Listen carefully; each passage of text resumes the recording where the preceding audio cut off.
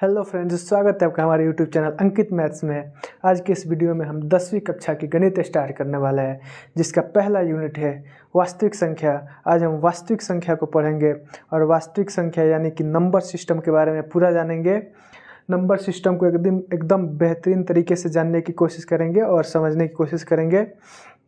और आज ही इसी वीडियो में हम यूक्लिड विभाजन एल्गोरिदम, जो कि फर्स्ट टॉपिक है नंबर सिस्टम का, यानी कि 10वीं कक्षा के गणित का प्रथम यूनिट का प्रथम टॉपिक जो है वो है यूक्लिड विभाजन एल्गोरिदम।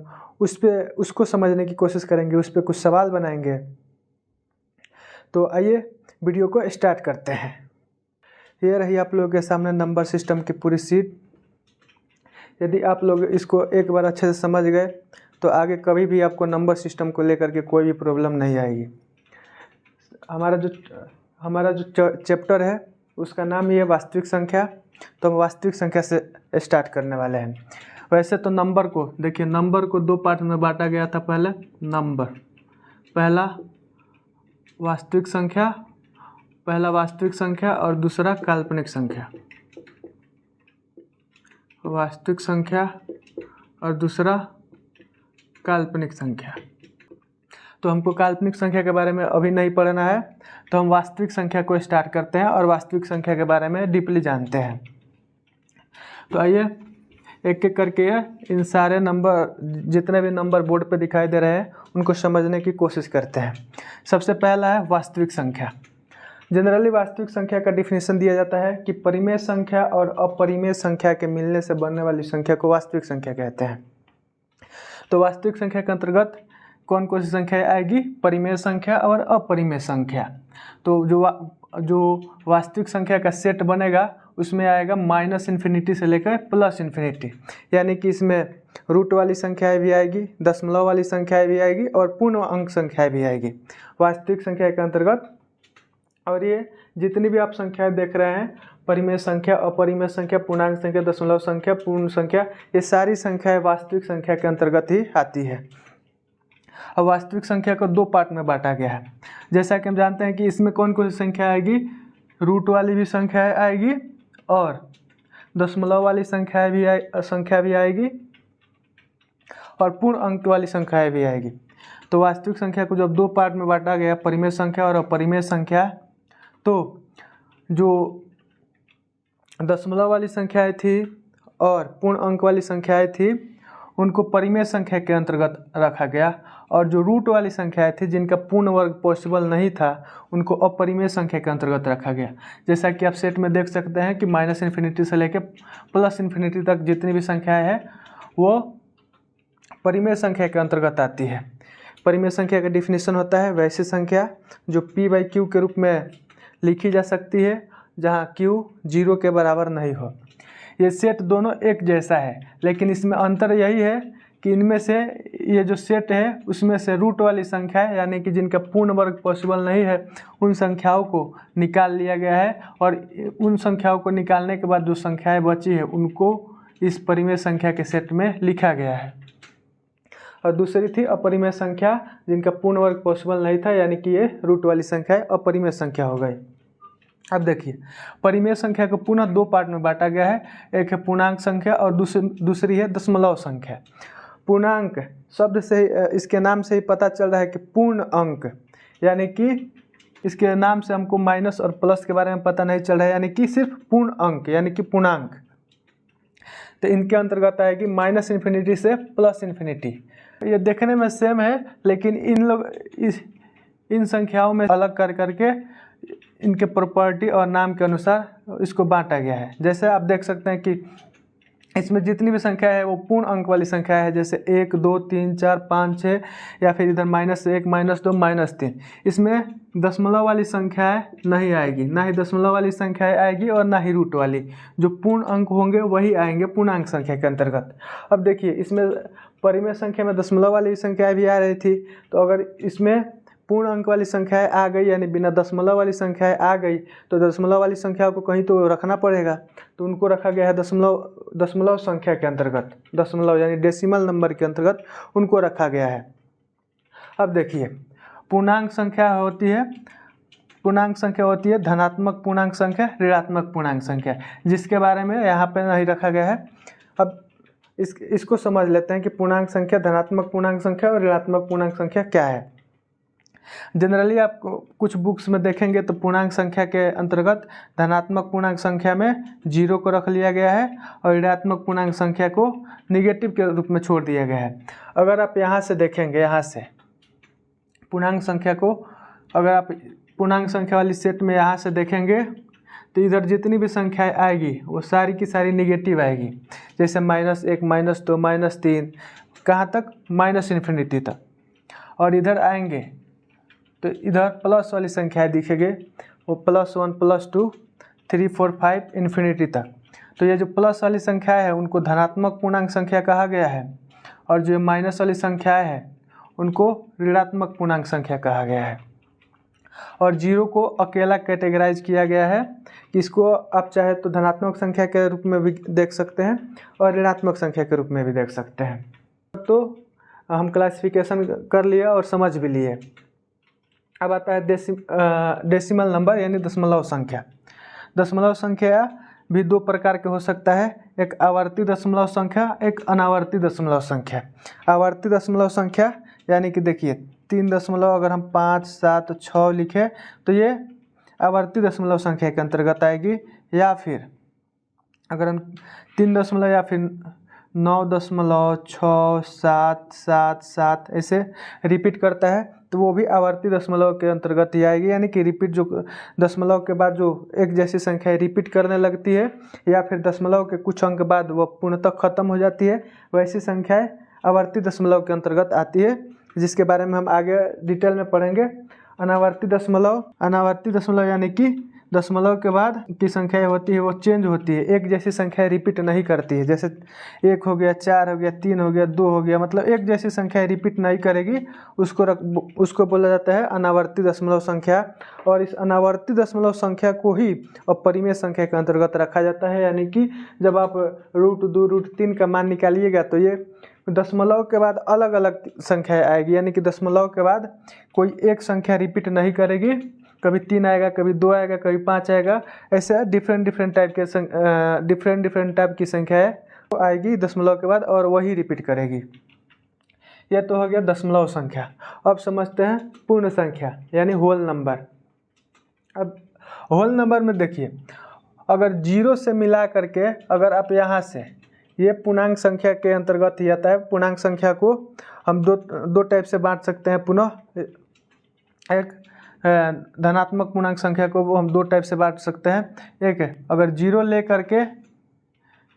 करके और ये धनात्मक पूर्णांक संख्या, इन दोनों को मिला करके पूर्ण संख्या बनता है। ये जो पूर्ण संख्या बनता है वो ये 0 से ये प्लस इन्फिनिटी तक जाएंगे तो वो पूर्ण संख्या बनेगी। ये पूर्णांक संख्या को क्लासिफाई किया गया है तो ये पूर्ण संख्या बना है। और यह है प्रकृत संख्या। अगर इसमें से 0 गायब कर देंगे, 0, तो जितनी भी संख्याएं बचेगी वो प्रकृत संख्या कहलाएगी। ध्यान देने वाली बात, इसमें आप लोगों को ये जो सेट दिखाई दे रहा होगा, ये जितनी भी नंबर्स की सेट दिखाई दे रही होगी, ये सब एक जैसा ही दिख रहा है। बस इसमें अंतर यही है कि इसमें दशमलव वाली संख्याएं नहीं आएगी, रूट वाली संख्याएं नहीं आएगी। इसमें भी दशमलव वाली संख्याएं नहीं आएगी क्योंकि ये पूर्णांक संख्या से ही अलग होकर के बना है। इसमें भी दशमलव वाली संख्याएं नहीं आएगी।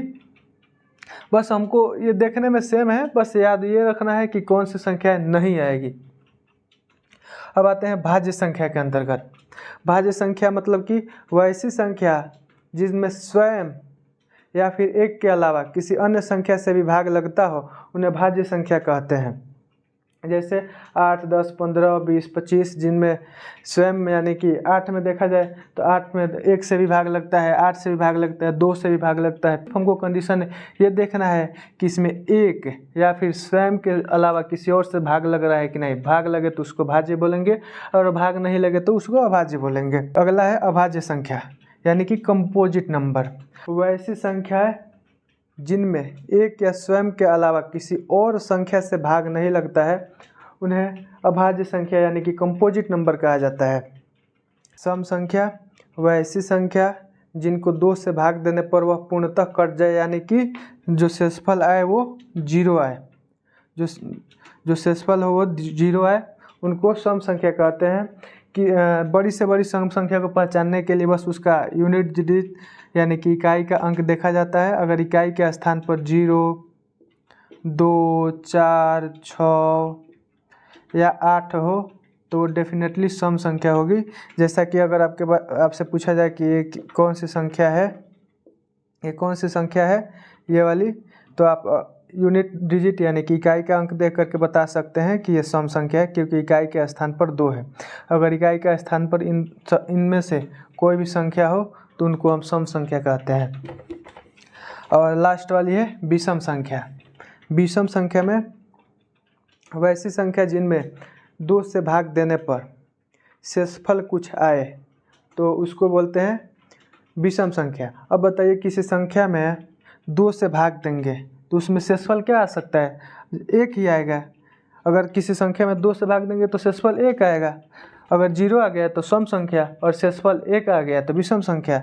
तो विषम संख्या पहचानने का सबसे बेस्ट तरीका है कि उसके इकाई के स्थान पर 1, 3, 5, 7 तथा 9 रहता है। अगर इकाई के स्थान पर, इकाई का स्थान मतलब कि ये जो कोई भी संख्या ले ले आप, 4, 5, 6, 9, 8, इसका जो ये वाली स्थान होता है उसको इकाई का स्थान कहते हैं।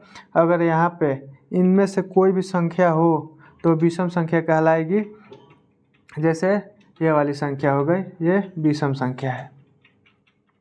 ये तो रहा वास्तविक संख्या यानी कि वास्तविक संख्या का क्लासिफिकेशन और उसके बारे में एक ब्रीफ डिस्कशन। आइए अब इस चैप्टर का जो अगला टॉपिक है यूक्लिड विभाजन एल्गोरिदम, उसको समझने की कोशिश करते हैं। आइए यूक्लिड विभाजन एल्गोरिदम को समझने से पहले नंबर सिस्टम की जो क्लासिफिकेशन है उसको एक बार एक वेन डायग्राम की मदद से समझ लेते हैं। देखिए, नंबर को पहले बांटा गया 2 पार्ट्स में, एक इमेजिनरी नंबर जिसका अलग घर है और ये है रियल नंबर जिसका अलग घर है।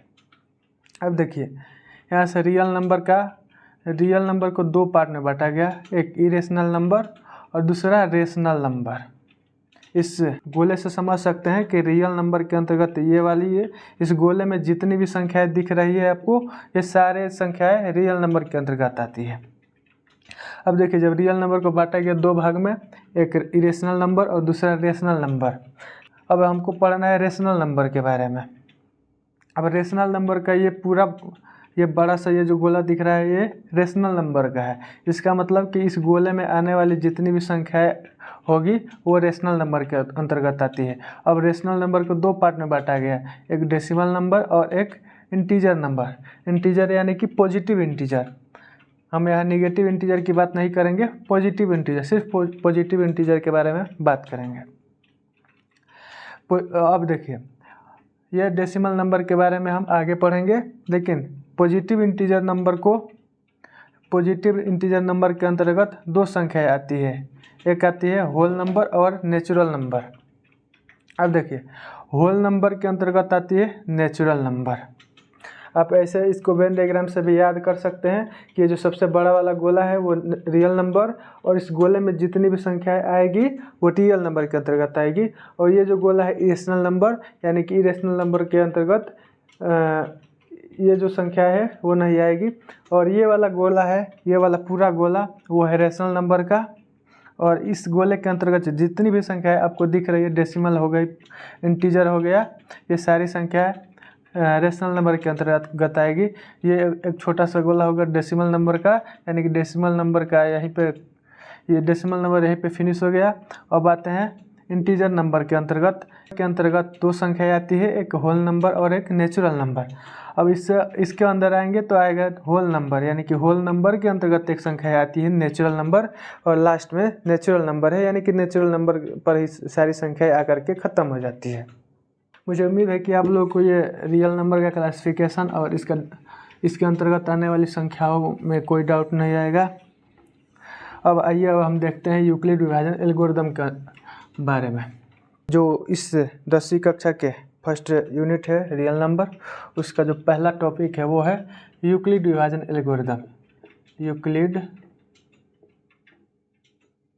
विभाजन एल्गोरिदम।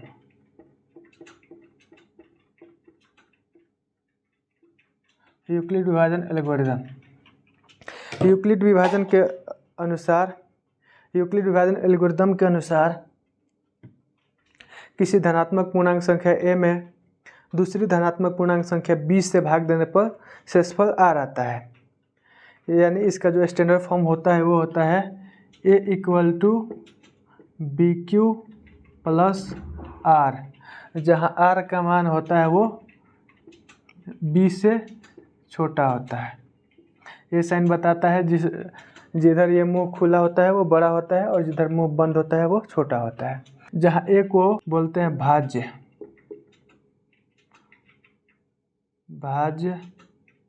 और b को भाजक। इसको इंग्लिश में बोलते हैं डिविडेंड।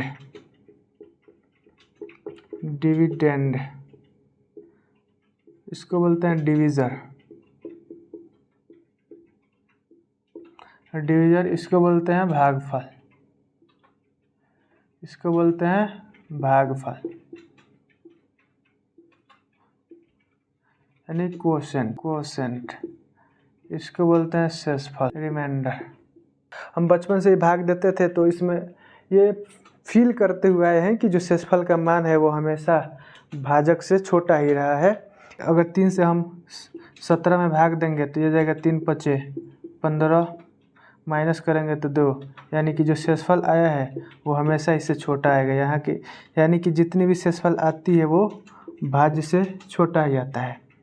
ये जो दिया गया है इसका मतलब यही हुआ कि जो शेषफल का मान आएगा वो हमेशा भाजक से छोटा ही आएगा। ये तो रहा इसका स्टैंडर्ड फॉर्म। अब इसका उपयोग जो यूक्लिड विभाजन एल्गोरिदम है उसका उपयोग HCF निकालने के लिए किया जाता है और यूक्लिड विभाजन एल्गोरिदम को हम लंबी विभाजन प्रक्रिया, लॉन्ग डिवीजन प्रोसेस भी कहते हैं। इसकी मदद से सिर्फ हम HCF निकाल सकते हैं। इसकी मदद से सिर्फ 2 संख्याओं का HCF हम आसानी से निकाल सकते हैं। ऐसा नहीं है कि 2 से अधिक संख्याएं हो तो उसका HCF हम इसकी मदद से नहीं निकाल सकते हैं। जैसे कि अगर हमारे पास 4 संख्याएं हो, मान लीजिए कि हमारे पास 4 संख्याएं हैं, 4 या 4 से अधिक संख्याएं हैं मान लेते हैं। तो सबसे पहले इन दोनों का HCF निकालेंगे। तो इन दोनों का HCF निकालेंगे तो कोई संख्या ही आएगी। तो मान लीजिए कि ये वाली संख्या आ गई। फिर अब इससे और इसका इन दोनों का HCF निकालेंगे। इन दोनों का HCF निकालेंगे तो भी तो कोई संख्या ही आएगी ना। फिर इनका निकाल लेंगे। अब इससे इस बची हुई ये जो संख्या बची हुई है उसका HCF निकालेंगे तो ये भी तो संख्या आएगी। यही प्रोसेस चलता रहेगा। इससे भी हम 2 से अधिक संख्याओं का HCF निकाल सकते हैं, लेकिन प्रोसेस यही होगा जो हम बताए हैं। अब आइए देखते हैं कि यूक्लिड विभाजन एल्गोरिदम की मदद से संख्याओं का HCF कैसे निकाला जाता है। सबसे ये जो छोटी संख्या होती है उससे बड़ी वाली संख्या में भाग देते हैं। पहला स्टेप यही होता है कि छोटी वाली संख्या से बड़ी वाली संख्या में भाग देते हैं, चाहे ये यहाँ लिखा हो या फिर यहाँ लिखा हो। इससे हमको फ़र्क नहीं पड़ना चाहिए। ऐसा नहीं कि 860 और 225 का HCF निकालने के लिए दे दिया जाए तो 860 से 225 में भाग देने लगे। ऐसा नहीं करना है। ये तो लैंग्वेज में दिया है तो मतलब कि समझ पा रहे हैं। अगर ऐसे कामा करके भी दे देता है 225 और 860 का HCF निकालें, तो हमेशा हमको याद रखना है कि फर्स्ट स्टेप यही है कि छोटी वाली संख्या से बड़ी वाली संख्या में भाग देते हैं। तो आइए इसको सॉल्व करके HCF निकालते हैं। अब 225 से भाग देते हैं 860 में, यानी कि 225 से 860 3 बार में जाएगा तो ये हो जाएगा 675। अब इसको माइनस करेंगे। 10 में से 5 गया तो 5। अब ये बचा 5, ये इसमें से हासिल लेगा तो ये हो जाएगा 15 में से 7 गया 8, ये हो गया 0। अब यहाँ पे आपकी मर्जी, आप चाहे तो लिख भी सकते हैं 860, क्योंकि हमारा जो ये स्टैंडर्ड फॉर्म होता है A = BQ प्लस आर, हमको आर को 0 बनाना होता है, इसमें आर को 0 बनाते हैं तभी हमको HCF प्राप्त होता है। तो इसको हम लिख सकते हैं 860 इक्वल टू 225 गुणे 3 प्लस 85, जहाँ ये क्या है, ये आर है, इसको हम लिख सकते हैं कि 85 does not of equal to 0। जब ये 0 के बराबर नहीं आया तो हम अगले स्टेप में बढ़ेंगे। अगले स्टेप में कैसे बढ़ेंगे, ये 85 से अब इसमें भाग देंगे, ये इसको पूर्णतः विभाजित नहीं किया, इसलिए अब ये जो शेषफल आया है उससे इसको विभाजित करेंगे। तो 225 में भाग देते हैं तो कितना होगा, ये 85 का डबल होता है 170, इसमें से माइनस करेंगे तो ये आ जाएगा, यहाँ से आ जाएगा 5 और यहाँ से आ जाएगा पुनः 5। अब ये जो 85 है 225 को पूर्णतः विभाजित नहीं किया, तो ये जो रिमाइंडर आया है उससे अब हम 85 को डिवाइड करेंगे। अगले स्टेप में चाहे तो आप लिख सकते हैं, आपकी मर्जी है, लेकिन ये समझने वाली बात यही है कि यहाँ पे रिमाइंडर 0 नहीं आया तो हम आगे बढ़ रहे हैं। अगर रिमाइंडर यहाँ पे 0 आ जाता तो जो संख्या यहाँ पे रहती उसको ही HCF बोल देते। अब 55 से 85 में भाग देंगे तो ये आ जाएगा एक बार में, ये आ गया 55, इसको माइनस करेंगे तो ये 0, ये 30, यहाँ फिर 0 नहीं आया, यानी कि रिमाइंडर का मान 0 नहीं आया, तो इसमें 30 से 55 में भाग देंगे, ये हो गया, एक बार में जाएगा 30, अगर इसको माइनस करेंगे तो ये आ जाएगा 5, ये 2, अब फिर 25 से 30 में भाग देंगे तो ये आ गया एक बार में, तो ये आ जाएगा 25, अब माइनस करेंगे तो ये आ जाएगा 5, अब 5 से 25 में भाग देंगे तो ये आ जाएगा 5 पचे 25, यानी कि हमको फाइनली 0 मिल गया। जैसे ही रिमाइंडर 0 आता है तो ये जो यहाँ भाजक का काम कर रहा होता है, भाजक यानी कि डिविज़र, वही हमारा HCF होता है। तो हम इसको लिख सकते हैं HCF ऑफ 225, 860 इक्वल टू ये जो भाजक का काम कर रहा है 5, ये हो गया आंसर। ऐसे आप लिखना चाहे तो लिख भी सकते हैं और ना लिखना चाहे तो कोई बात नहीं, इससे कोई प्रॉब्लम नहीं होता है। हमको फाइनली HCF ही निकालना होता है एग्जाम में कि इसका HCF क्या आएगा यूक्लिड विभाजन एल्गोरिदम से। कुछ बुक्स में या फिर आप इसको ऐसे भी सॉल्व कर सकते हैं, जो यूक्लिड विभाजन एल्गोरिदम का जो स्टैंडर्ड फॉर्म होता है उस रूप में भी सॉल्व कर सकते हैं। जैसे 860 है, 860 ये जो यूक्लिड विभाजन एल्गोरिदम का ये स्टैंडर्ड फॉर्म है, इस रूप में भी सॉल्व कर सकते हैं। जैसे ये जो बड़ी वाली संख्या हो उसको बराबर के लेफ्ट साइड में लिखे और ये छोटी वाली संख्या हो उसको बराबर के राइट साइड में लिखे, तो ये हो गया 225। अब देखिए, अब इस 225 से यानी इस छोटी वाली संख्या से इसमें भाग देंगे तो हमको तो ये दिख रहा है कि कितने बार में जाएगा, तो ये हो जाएगा 3, और जो शेषफल आता है, जैसे यहाँ पे शेषफल को ही लिखा गया है प्लस साइन के साथ, तो शेषफल कितना आया है, यहाँ पे शेषफल आया है 85, तो इसको 85 लिख सकते हैं। अब यहाँ पे लिख देंगे ये A equal to B q plus r, जहाँ आर का मान 0 नहीं है, आर का मान 0 नहीं है तो अब इसमें इससे भाग देंगे, यानी कि 225 को 85, अब 85 से भाग दिए हैं तो कितने मर्त में गया है, 2 बार में गया है, यानी कि यहाँ से 2 से गुणा कर देंगे और शेषफल कितना आया है 55, तो 55। यहाँ फिर देखेंगे आर 0 के बराबर नहीं है तो यहाँ लिख सकते हैं A इक्वल टू, इसको ब्रैकेट में लिख दीजिएगा, A इक्वल टू बी का मान कितना आया है बी क्यू प्लस आर, यानी आर का मान 0 नहीं है, इसीलिए हमको फिर आगे बढ़ना है। अब इसमें 85 में 55 से भाग देंगे, 85 इक्वल टू 55 गुणे 1 प्लस 30। अगर यहाँ पे लिखना चाहे तो equal to B q plus r does not of equal to 0। तो हम फिर आगे बढ़ेंगे, जब तक आर 0 नहीं आ जाता तब तक हमारा HCF नहीं निकलेगा, तब तक हम सॉल्व करते रहेंगे, इसको 0 बनाते रहेंगे।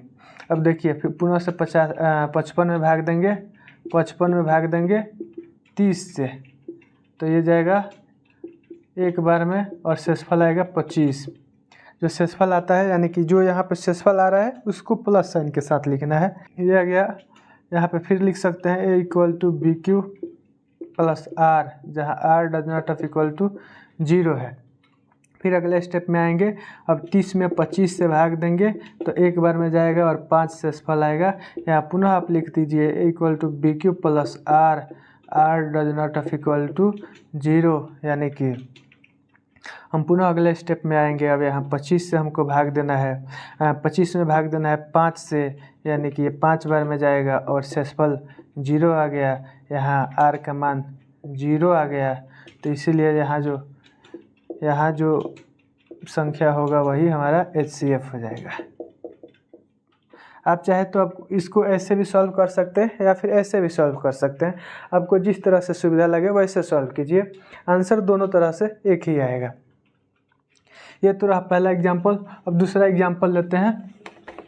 45 और 85 का HCF। अब देखिए वही हमारा प्रोसेस, छोटी वाली संख्या से बड़ी वाली संख्या में भाग देंगे, यानी कि 45 ये आ गया 85। 45 से कम 45, इसको माइनस करेंगे तो 5 में से 5 0 और इसमें से माइनस करेंगे तो 30। अब इससे भाग देंगे 45 में, एक बार में जाएगा तो यह आ जाएगा 30। अगर माइनस करेंगे तो यह आ गया 15, 0 नहीं आया तो अब 15 से 30 में भाग देंगे 30। ये दो बार में जाएगा तो यह आ गया 30, यहाँ कट करके 0 आ गया, तो यहाँ पे जो संख्या होगी वही हमारा HCF कहलाएगा। इसको डायरेक्ट ऐसे HCF मत लिखिएगा, इसको लास्ट में आंसर जब लिखिएगा तो इसको लिखिएगा HCF ऑफ 45, 85 इक्वल टू 15 आंसर। ये स्टेप्स है, ऐसे ही यूक्लिड विभाजन एल्गोरिथम का यूज करके ऐसे ही HCF निकाला जाता है। अब इस यूक्लिड विभाजन एल्गोरिथम का उपयोग करके कुछ सब्जेक्टिव क्वेश्चंस को सॉल्व करते हैं। क्वेश्चन दिया गया है कि दर्शाइए कि कोई धनात्मक विषम पूर्णांक 6q+1 या 6q+3 या 6q+5 के रूप का होता है जहाँ q कोई इंटीजर नंबर है। सबसे पहले इस क्वेश्चन को समझने की कोशिश करते हैं कि ये क्वेश्चन बोल क्या रहा है। ये एक हमको फॉर्मेट दिया गया है, यानी कि एक स्टैंडर्ड फॉर्म दिया गया है जिसमें q इंटीजर नंबर है, और ये हमको प्रूफ करना है कि अगर हम q के जगह पर कोई इंटीजर नंबर यानी पूर्णांक संख्या रखें तो वो धनात्मक विषम पूर्णांक प्राप्त हो। तो आइए इसको हम प्रूफ करते हैं। अगर आप लोगों को यूक्लिड विभाजन एल्गोरिथम का स्टैंडर्ड फॉर्म याद हो तो स्टैंडर्ड फॉर्म क्या था, a equal to B q plus r, और ये जो दिया गया है मान लेते हैं कि इसमें अगर हम q का मान रखें तो वो भी तो कुछ संख्या ही प्राप्त होगी ना। अगर q का मान इसमें रखेंगे 0 1 2 3 4 5 6 कुछ भी, तो वो भी तो एक संख्या ही प्राप्त होगी। तो मान लेते हैं कि वो भी संख्या a ही है, मतलब कि वो संख्या भी a है। तो a इक्वल टू ये लिख लेते हैं 6q+1, यह हो गया। अब देखिए अगर यहाँ से कंपेयर करें इतने टर्म्स को, इतने हमको जितना का ज़रूरत होगा उतना ही कंपेयर करेंगे। इसको कंपेयर करेंगे तो b का मान क्या आएगा, b का मान आ जाएगा 6। और यूक्लिड विभाजन एल्गोरिथम में हमने ये भी सीखा था कि r का मान जो आएगा वो हमेशा b से छोटा ही आएगा, यानी कि r का मान जो आएगा यहाँ पे वो 6 से हमेशा छोटा आएगा।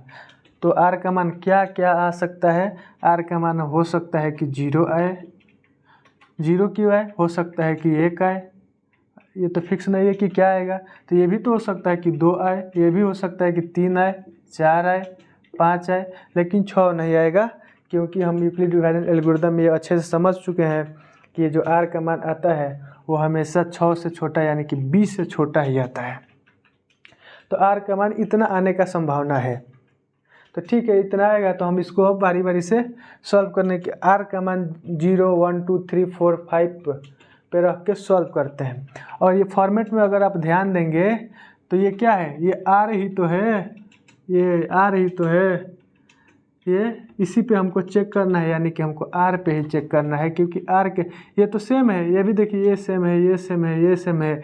जो हमको धनात्मक विषम पूर्णांक प्राप्त करने का जो मेन भूमिका निभा रहा है वो यही है, आर का मान, ये वाला टर्म यही है जो हमको धनात्मक विषम पूर्णांक दिलाएगा। तो आइए इसको अब सॉल्व करते हैं। ये तरह है स्टैंडर्ड फॉर्म। हाँ, दिया है a equal to 6q plus r। देखिए ये तो हम जो उसका होता है यूक्लिड विभाजन एल्गोरिथम के अनुसार वो है। अगर हम यूक्लिड विभाजन a equal to B q plus r के जगह पर b का मान 6 रख दें तो स्टैंडर्ड फॉर्म तो यही मिलेगा। अगर r का मान, अब देखिए ये तो हम रख दिए, ये तो कांस्टेंट है, हर आर के लिए ये कांस्टेंट है ये टर्म, लेकिन हमको चेंज क्या करना है, ये आर का मान चेंज करना है। अगर आर के जगह पर एक बार 0 रखें तो पहली बार आर के जगह पर 0 रखते हैं, ठीक है। अब देखिए हमको क्या है, और दूसरी में a equal to B Q के जगह पे 6q प्लस 1, ये हो गया a equal to 6q plus 2, ये हो गया a equal to 6q plus 3, ये हो गया a equal to 6q plus 4। ये यहाँ पे लिख लेते हैं, ये डाटा इसके से रिलेटेड है, यहाँ पे लिख लेते हैं a equal to 6q plus 5। ये तो कांस्टेंट है, b का मान हर सब के लिए कांस्टेंट है, तो ये टर्म तो हर सब में कांस्टेंट ही आएगा, यानी कि ये टर्म समान आएगा। ये जो पद दिया है, टर्म्स दिया है, वो तो समान ही आएगा सबके लिए। सिर्फ हमको चेंज क्या करना है, एक बार हमको 0 रखना है, एक बार 1 रखना है, एक बार 2 रखना है, एक बार 3 रखना है, एक बार 4 रखना है, एक बार 5 रखना है। तो हम बारी बारी से सब में 1 2 3 4 5 रख दिए। अब देखिए ये क्या बता रहा है कि q कोई इंटीजर नंबर है। अगर आप यहाँ से डायरेक्टली कोई संख्या रख करके प्रूफ कर पा रहे हैं तो ठीक है, नहीं तो आइए हम रखते हैं q क्या है, कोई इंटीजर नंबर है। अब देखिए इंटीजर नंबर तो माइनस भी होता है, प्लस भी होता है और 0 भी होता है। तो हम यहाँ पे लेंगे कौन सा संख्या, क्योंकि देखिए क्या है, हमको धनात्मक विषम पूर्णांक प्राप्त करना है, तो हम इंटीजर नंबर भी धनात्मक वाला ही लेंगे, क्योंकि हमको तो थोड़ा सा दिमाग लगाना पड़ेगा कि हम कौन सी संख्या लेंगे। हमको आंसर में क्या प्राप्त करना है, धनात्मक विषम पूर्णांक, तो हम लेंगे क्या, यहाँ पे धनात्मक वाली इंटीजर नंबर ही लेंगे। यानी कि q का मान हम यहाँ से ले सकते हैं, q का मान या तो 0 ले सकते हैं, 1 ले सकते हैं, 2 ले सकते हैं, 3 इनफाइनाइट तक। आप इनमें से कोई भी एक संख्या q के जगह पर रखिए, यहाँ से कोई भी एक संख्या q के जगह पर रखिए। मान लेते हैं कि हम 1 रखते हैं, तो a का मान क्या आ जाएगा, a का मान आ जाएगा 6 गुणे 1 प्लस 0 यानी कि 6। अगर इसको देखा जाए तो ये क्या है, इवन है, यानी कि ये इवन इंटीजर नंबर है। अब देखिए यहाँ पे आप चाहे तो 1 भी रख सकते हैं, 2 भी रख सकते हैं, 3 भी रख सकते हैं। q की जगह पर आप चाहे तो हर एक इक्वेशन में, मतलब कि हर एक ये जो स्टैंडर्ड फॉर्म दिया गया है, हर एक फॉर्म में आप 1 रख करके सॉल्व करेंगे तो भी वही रिजल्ट आएगा जो हमको प्रूफ करना है, या फिर डिफरेंट नंबर भी इनमें से रख करके सॉल्व करेंगे तो हमको वही रिजल्ट मिलेगा जो हमको प्रूफ करना है। तो आइए, ये अगर इसमें 1 रखे हैं तो अपनी मर्ज़ी से इसमें 2 रख लेते हैं, तो 1 का मान रखते हैं 2, तो ये हो जाएगा 6, q का मान 2 प्लस 1, तो ये हो जाएगा 6 दूना 12 1 13। ये क्या है, ये ऑड इंटीजर है, ये ऑड इंटीजर भी तो है, क्योंकि इंटीजर से ही तो क्लासीफाई होके हमको, मतलब कि इंटीजर को ही इंटीजर का ही क्लासिफिकेशन करने पर हमको ऑड इवन संख्याएँ प्राप्त हुए थे। तो ये क्या है, ऑड इंटीजर नंबर है। अब आइए यहाँ पे, अच्छा लिख देते हैं यहाँ पे कि q का मान यहाँ पे 1 रखे, यहाँ पे q का मान 2 रखे, ताकि आप लोगों को कन्फ्यूजन ना होगा। अब मान लीजिए यहाँ पे q का मान 4 रख लेते हैं, तो ये आ जाएगा a इक्वल टू 6 गुणे 4 प्लस 2। अगर इसको सॉल्व करेंगे तो 6 चौका 24, 2 26। ये क्या है? इवन। अब आइए इसमें अगर हम 5 रखें तो 6 गुणे 5 प्लस 3, 6 5 30, 3 33। ये क्या है? ऑड। अगर हम यहाँ पे ए का मान 7 रख देते हैं, 6 गुणे 7 प्लस 4, आप स्वतंत्र है वहाँ से कुछ भी रख सकते हैं। तो 7 चौका 28, 6 7 42, 4 46। अगर इसको देखेंगे तो यह आ गया इवन। अब आता है ए का मान। अब मान लीजिए हम अपने मर्जी से 8 रख लीजिए तो 6 गुणे 8 प्लस 5 यानी 8 छः 48 और 5 53। ये क्या है? इवन।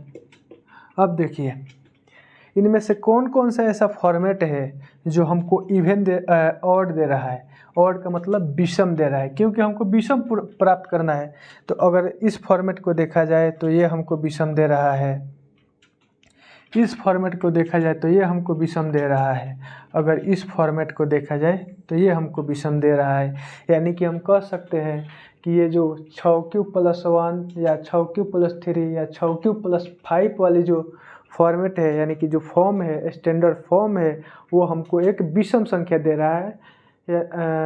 वो हमको एक विषम, यहाँ पे ऑड रहेगा, क्योंकि यहाँ पे ऑड रहेगा। अब चाहे तो आप लास्ट में लिख भी सकते हैं कि इसीलिए कोई धनात्मक विषम पूर्णांक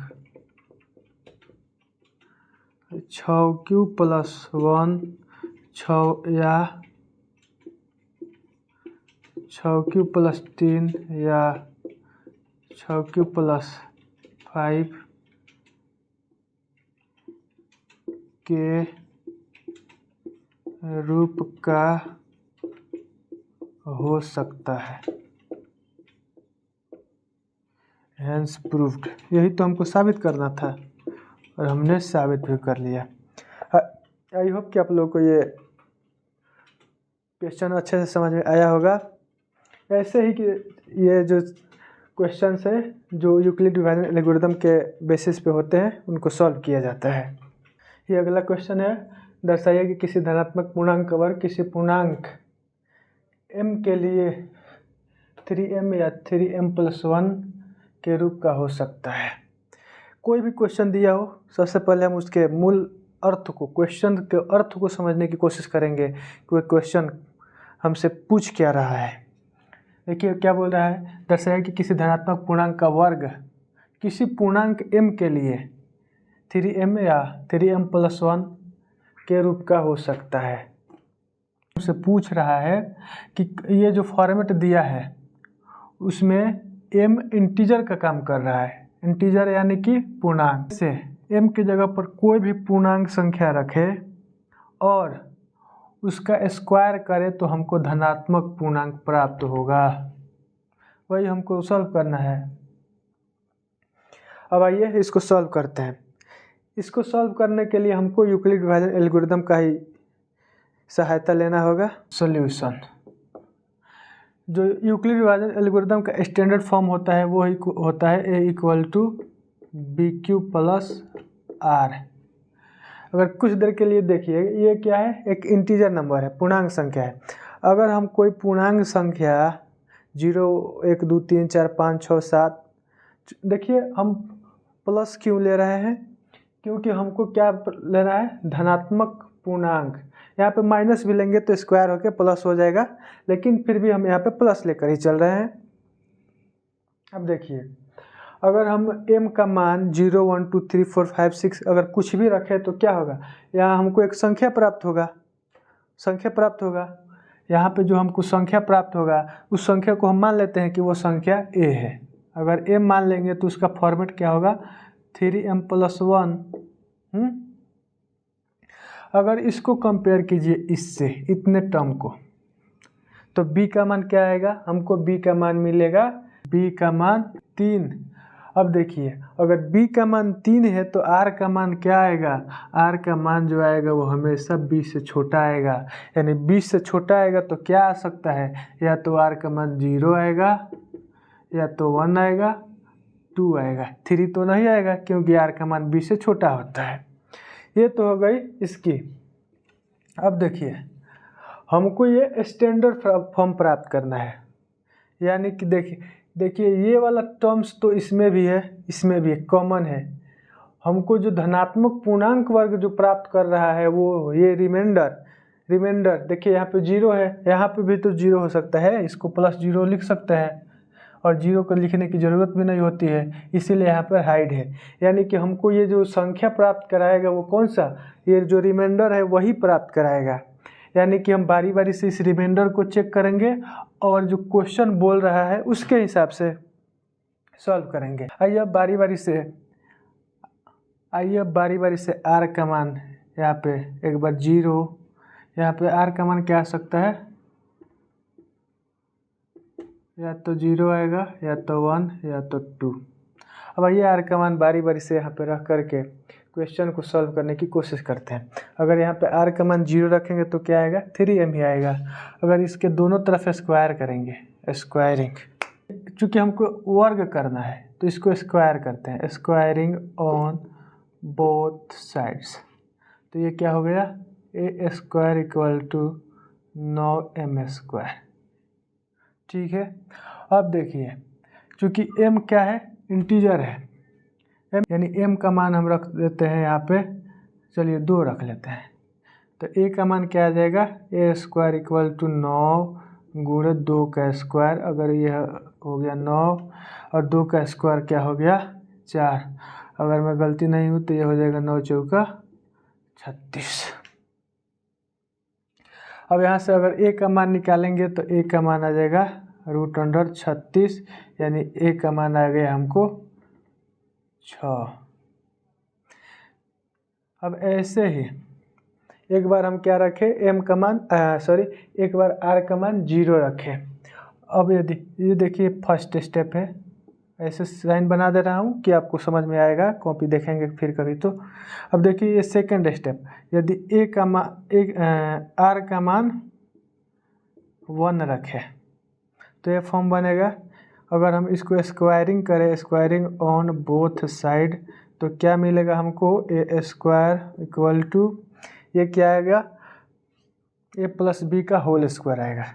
अरे स्क्वायरिंग करेंगे तो यही ना आएगा, a² और 3m + 1 का होल स्क्वायर, स्क्वायरिंग करने के बाद यही आएगा। अब इसको हमको a + b का होल स्क्वायर पे तोड़ना है तो हम इसको डायरेक्टली तोड़ देते हैं, a² यानी कि 9m² +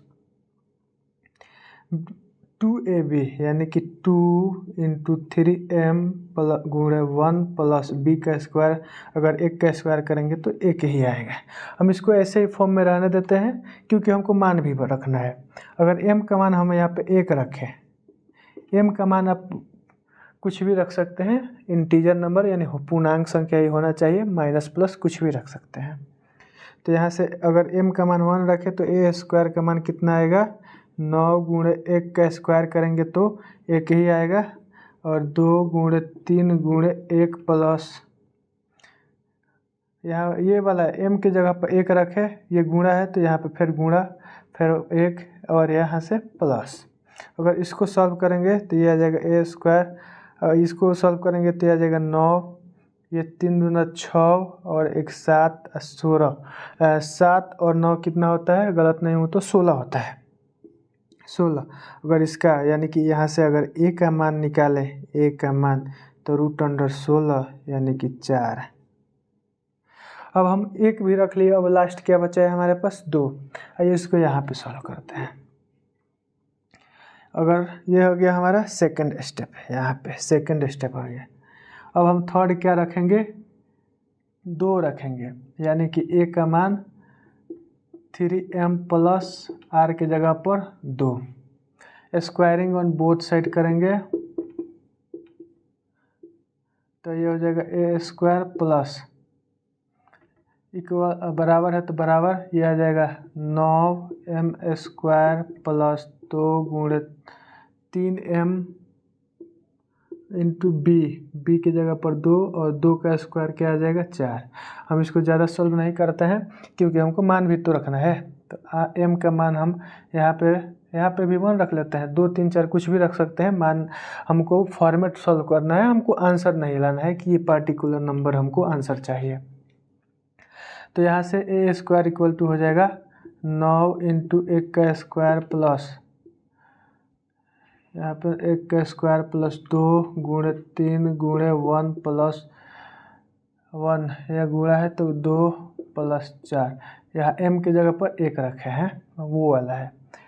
अब ए स्क्वायर इक्वल टू हो जाएगा 9, ये हो जाएगा 2 दूना 4 3 12 4 16 और 9 कितना होता है 25 होता है। तो यह हो गया 25। अगर ए का मान यहाँ से निकालेंगे तो यह हो जाएगा 5। देखिए ये जितना भी टर्म दिया है हमको यहाँ पे सिर्फ धनात्मक पूर्णांक संख्या पूछा है। या इसको अगर देखें तो ये भी तो धनात्मक पूर्णांक है ना, और ये भी धनात्मक पूर्णांक है और ये भी धनात्मक पूर्णांक है। तो हम कह सकते हैं कि अतः